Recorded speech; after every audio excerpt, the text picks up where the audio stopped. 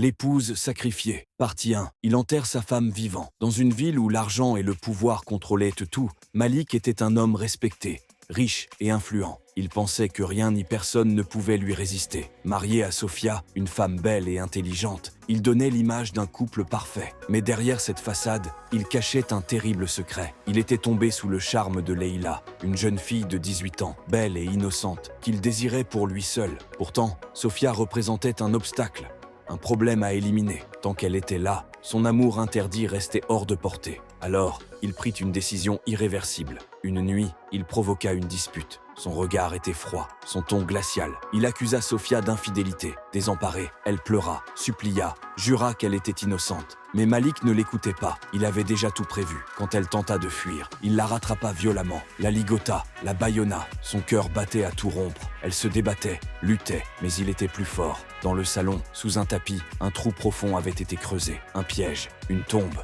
En voyant cela, Sofia hurla, supplia une dernière fois, tenta de se libérer. Malik resta implacable. Il la poussa sans hésiter. Elle était encore vivante. Elle griffa les parois du trou. Ses ongles se brisèrent. Son souffle devint court. Malik referma l'ouverture. La terre tomba. Sofia cria. Sa voix se brisa. Puis, le silence. Le lendemain, Malik souriait comme si de rien n'était. Il annonça à ses proches que Sofia était partie, qu'elle l'avait quitté. Il était enfin libre avec Leila. Les jours passèrent. Tout semblait parfait. Mais une nuit, alors qu'il était assis avec Leila, quelque chose se produisit. Un bruit, léger d'abord, puis plus fort. Un grattement sous le sol. Malik se figea. Son cœur s'emballa. C'était impossible. Le bruit continua, comme si quelqu'un essayait de sortir. Puis, un souffle faible, lointain. Leila leva la tête. Elle aussi avait entendu. Une sueur froide coula sur le front de Malik.